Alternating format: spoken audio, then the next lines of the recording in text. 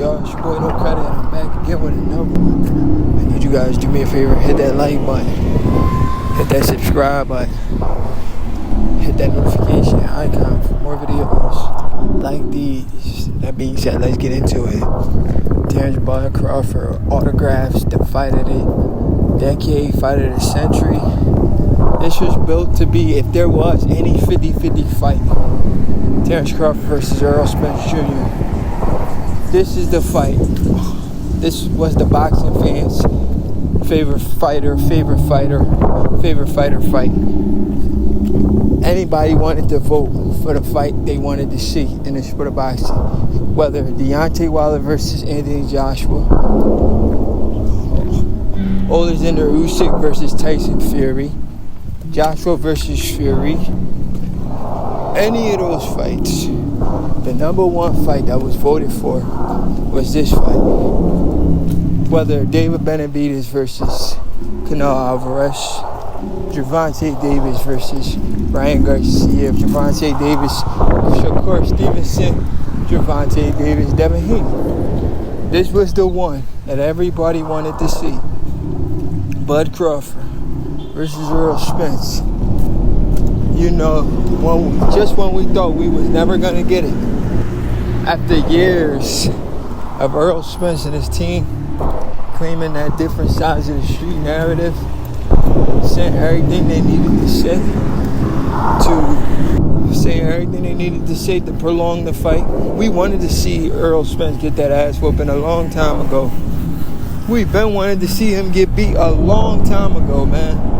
It was you guys was talking about money. You guys came with the 60-40, 80-20, 70-30. Take whatever we give him, 90-10. Because your boy Errol Spence started it.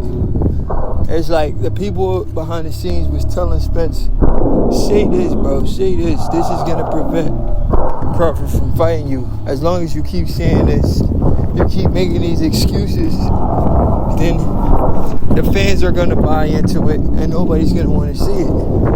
You know, keep doing that. It was Errol Spence when he met up with Bud in 2018. I remember it like it was yesterday. He met up with that man in 2018 and he told that man to his face, Al Heyman don't have you on the list. I have this amount of fights lined up. You know, he said I have 6 or 7 fights lined up.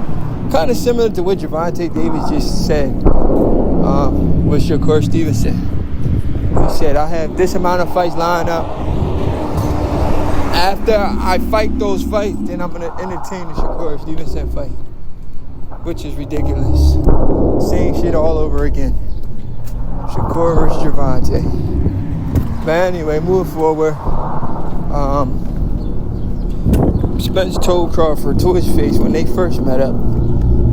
You know, the difference from Spence and Crawford, these two guys didn't really grow up together like Gervonta and Shakur. They was actually in camp together. They sparred each other.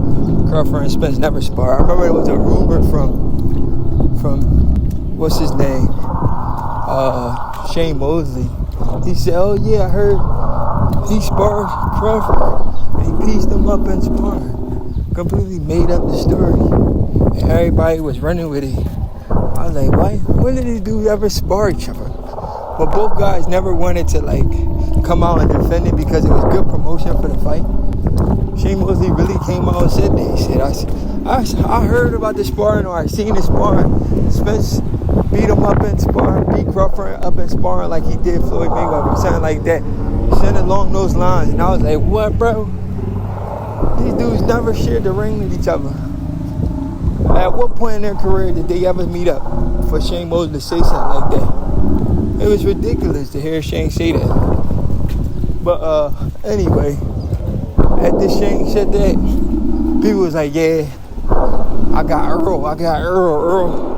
Earl gonna do Bud dirty. Bud not ready for Earl, man. Earl gonna do him dirty, man. It's an easy fight for Earl. And then after the Ugas fight, Ugas had just came off a sensational win over the legend, Manny Pacquiao. Manny Pacquiao had turned back time when he beat Keith Thurman. Everybody was like, yo, Manny Pacquiao's back. When he beat Keith. Everybody like, he back. He goes in there in a fight that everybody thought was winnable versus Ugas, and he loses to Ugas. Ugas beats him, and Ugas becomes the official WBA champion. You know, Manny Pacquiao tried to get his belt back. Ugas versus Spence. You know, Ugas, a guy with only 12%. I said 12%. Well, only, damn, how many percent is that? Because he only has 12 knockouts. Let's just say he has a low percent knockout ratio.